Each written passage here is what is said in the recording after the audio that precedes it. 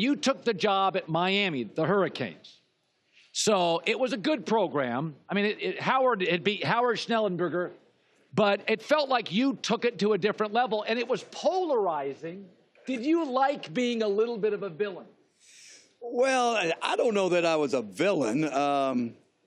Maybe I was a villain to some of those teams that we beat by about 40 or 50 points. But, I mean, we had fun. Obviously, we had great players. But, you know, when I took over the program, they had graduated 9 defensive starters. You know, and so we had to bring in some young players.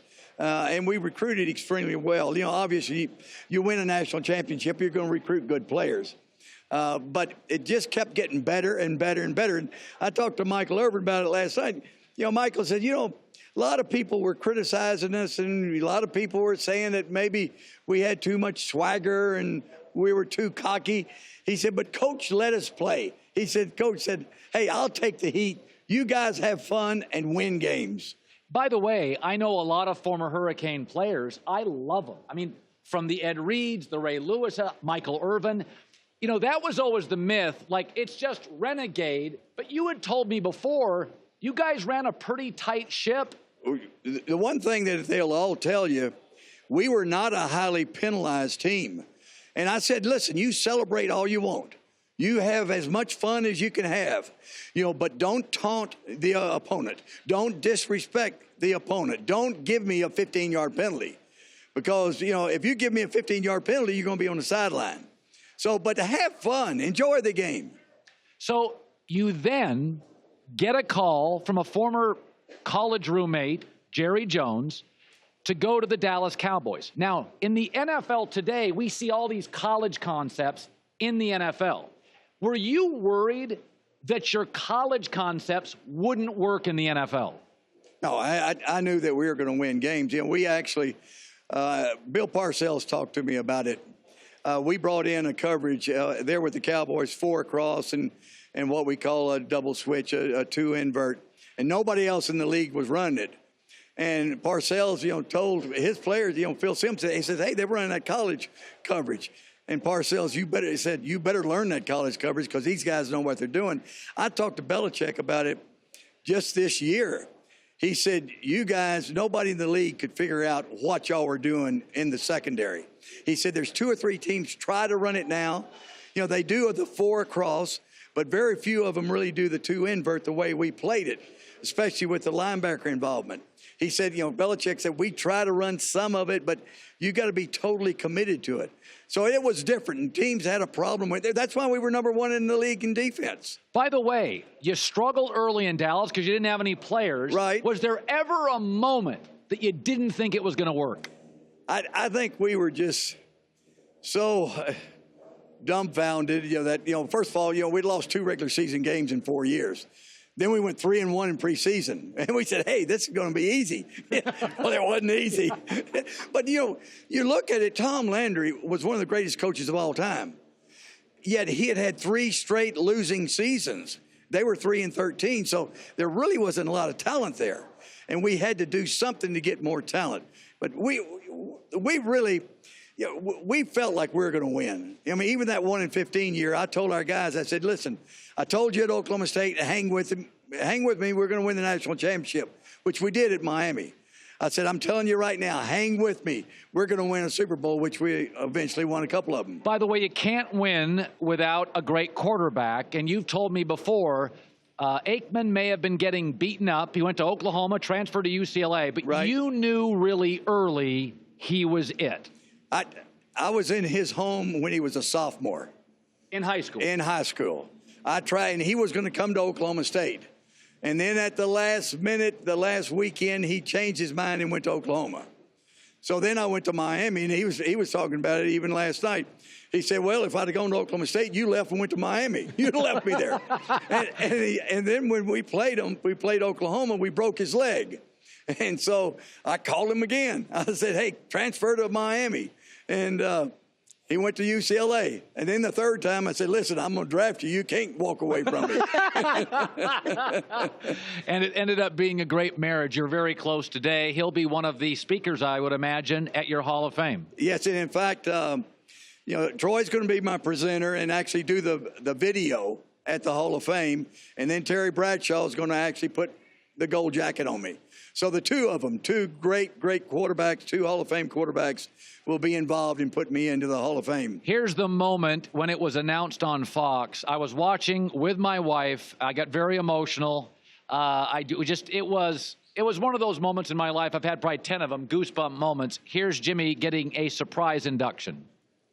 It's my great honor to tell you that you're going to be the 328th Hall of Famer into the Pro Football Hall of Fame. And your legacy is going to be in Canton, Ohio in that forever. Moment, congratulations. What did you think about? I wasn't breathing. I was shocked. I mean, in fact, my wife Rhonda says, you didn't have any breath. You couldn't speak because the whole time he was talking to you, you were just dumbfounded and standing there, not breathing. Then I tried to talk and I couldn't talk. I didn't have any air. It's interesting about this. Jimmy, you could have kept coaching. I talk to you now and you could keep coaching. Did the lifestyle, you worked so hard, was it burnout? Why did you leave? Well, when I was with the Dolphins, my mother passed away, which was really, really tragic for me. And then my youngest son was battling some abuse problems and was having a rough time. And when I went to Mother's funeral, I just said, my two sons played football. My oldest son played at University of Texas, on a scholarship. I never saw either one of them play a game. And I said, I've missed so much with my family that I need to get with my family and, bring them together. And I will tell you this, my son Chad and his fiance, they came in last night. My son Brent and his wife Belinda, they're coming in this afternoon. The relationship that I have with my family right now, my wife Rhonda's coming in this weekend, is the best it's ever been. We have a ball. We talk to each other all the time. We visit one another. That never happened when I was coaching, because I was a coach that I had to do it all the way. Even after I got out, people said, well, why don't you be a consultant? Or why don't you come be a general manager? You don't have to be here all the time. And I said, if my name's on it, I'm going to be working around the clock every day, 12 months out of the year. That's the only way I know how to do it. So it was either all in or all out. Bill Belichick comes down on your boat once a year. That shows the great respect he has for you. What do you think when you look at Belichick? Like people, I'm into coaching, and people told me a long time ago, they said, listen, Jimmy is the personnel guy. Like Jimmy can see players that nobody else can see. And I could argue Belichick hasn't been as good as you in the draft process. But what is it about Bill that you admire? Because he's largely now considered the ace, right? Bill is so good at so many things. He wears a lot of hats with that organization. He makes the decisions with that organization. What he is good with personnel is picking up free agents, players from other teams, and he utilizes those players. He's able to take a player that maybe wasn't that successful with somebody else, but he's got 2 or 3 little traits that he likes, and he'll use that player in a certain situation. I mean, there's a lot of players that really are very successful with Bill Belichick that couldn't play somewhere else. He is just a great football coach. By the way, Jason Taylor had his critics, Zach Thomas. What is it? What do you look for? It can't just be combine stuff. Nobody thought Zach Thomas was going to be that. What is it? What is in your eye that you spot that others miss? Well, I was talking to Brett Veach about it yesterday with the Kansas City team. Smart guy. And he was laughing. He said, Coach, I use your stuff all the time. And he said, your number one thing is, hit me in the head with a hammer the next time I take a dumb guy. I want smart players. They get better and better and better. My first 4 picks at the Dallas Cowboys, all 4 academic All-Americans. Troy Aikman, Daryl Johnston, Mark Stebnoski, Tony Tolbert. They were, smart players. Jason, a highly intelligent player. The other thing is I want a playmaker. Hey, Jason had as much an effect on the ball game, winning games. Don't forget about tackles, strips, interceptions, fumble recoveries, running in for a touchdown. They're playmakers. The other thing, I want them to be a gym rat.